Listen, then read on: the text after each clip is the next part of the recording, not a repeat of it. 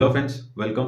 काफ़ी लोगों की क्वेरीज आती है कि सर मैं मेरे बच्चे के नाम पे एफडी करवा देता हूँ, प्रॉपर्टी ले लेता हूँ, उससे जो इंटरेस्ट आएगा या उससे जो कैपिटल गेन होगा वो किसके एंड में टैक्सेबल होगा? क्या बच्चे का अकाउंट खुलवा के या फिर पैन कार्ड करके अपन टैक्स कुछ बचा सकते हैं? देखिए, वो सब प्रोविजंस आज अपन डिस्कस करेंगे। सबसे पहले मैं स्टार्ट करता हूँ कि आपके बच्चे के नाम पे आपने कोई भी एफडी कराई है या कोई भी प्रॉपर्टी ली है, उसको बेच के जो कैपिटल गेन होता है या एफडी से जो इंटरेस्ट आता है, वो आपकी इनकम या आपकी वाइफ की इनकम किससे जुड़ेगी, यानी किसकी इनकम में जुड़ेगी, वो डिपेंड करता है आप में से हायर इनकम वाला कौन है। मान लीजिए आपकी इनकम 10 लाख है, आपकी मिसेज या वाइफ की इनकम 15 लाख है। आपने आपके बच्चे के नाम पे एफडी करवा दी, उस एफडी से 20-30 हजार रुपए इंटरेस्ट आ गया।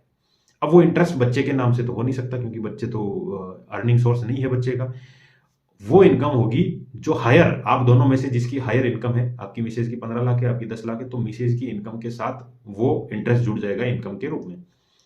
अब यहाँ एक चीज देखी जाती है, अगर लड़का स्किलफुल है, मान लीजिए कोई गेम्स वगैरह, कोई सिंगिंग वगैरह, कोई कंपटीशन में कुछ पैसे आते हैं, या फिर खुद की स्किल से बच्चा कुछ कमाता है, तो आपके ना आपकी वाइफ के एंड पे टैक्सेबल होगा, वो खुद बच्चा अपने एंड पे टैक्सेबल होगा, उस बच्चे को ही टैक्स देना होगा। यहाँ मैं जो टैक्सेबिलिटी की बात कर रहा हूँ वो सुकन्या समृद्धि या पीपीएफ अकाउंट जैसों पे नहीं है। इनसे जो इंटरेस्ट आएगा वो टैक्सेबल नहीं होगा। मैं यहाँ बात कर रहा हूँ म्यूचुअल फंड की, मैं यहाँ बात कर रहा हूँ कोई भी एफडी कराई है आपने बच्चे के नाम पे, या आपने कोई असेट खरीदी है, उसको बेचने के बाद जो कैपिटल गेन होगा, आपने कोई शेयर खरीदे हैं उसको बेच के कैपिटल गेन होगा, उन केसेस में इनकम क्लब्ड होगी, या तो आपके साथ या आपकी वाइफ के साथ, जिसकी भी इनकम हायर है, अगर बच्चा स्किलफुल नहीं है। अब कुछ केसेस में ऐसा होता है कि सर मान लीजिए बच्चे के फादर और मदर दोनों किसी एक्सीडेंट में एक्सपायर हो गए, उस केस में टैक्सेबल कौन होगा, कहां टैक्सेबिलिटी होगी?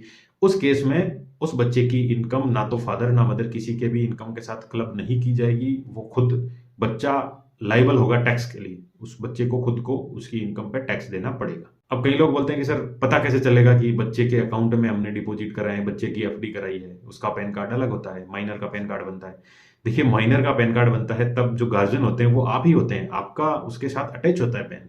डिपार्टमेंट को या गवर्नमेंट को सब पता रहता है कि इस बच्चे का ये पैन है और इस बच्चे के फादर का ये पैन है, इस बच्चे के फादर की इनकम यहाँ किसी ना किसी रूप में इन्वेस्ट की जाती है, किसी ना किसी रूप में टैक्स बचाने के पर्पज से भी यूज की जा सकती है। तो ऐसा नहीं है कि गवर्नमेंट को नहीं पता या डिपार्टमेंट को नहीं पता कि ये बच्चा किसका है, ये माइनर का पेन है, इसके पास तो टैक्स नहीं लगेगा, वो टैक्सेबल होगा, आपके एंड पे टैक्सेबल होगा। इसीलिए सारे डॉक्यूमेंट संभाल के रहें, बच्चे को क्या क्या ट्रांसफर किया है आपने कैपिटल गेन के रूप में जो आगे बन सकता है। कोई प्रॉपर्टी जो आपने ट्रांसफर की वो आगे कोई बेचने पे कैपिटल गेन हो सकता है, शेयर्स हो सकते हैं बेचने पे गेन हो सकता है, या फिर कोई एफडी कराई है उसका इंटरेस्ट आपके एंड पे टैक्सेबल होगा। इसलिए ये सारे जो भी डॉक्यूमेंट है वो संभाल के रखें, ताकि फ्यूचर में कोई इनकम टैक्स डिपार्टमेंट से कॉरेस्पॉन्डेंस हो, कोई इनकम टैक्स डिपार्टमेंट आपको नोटिस भी भेज दे तो उसका सेटिस्फैक्टरी रिप्लाई आप दे सको। इन्फॉर्मेशन ज्यादा से ज्यादा लोगों तक पहुंचाएं ताकि लोग अवेयर हो सकें। धन्यवाद।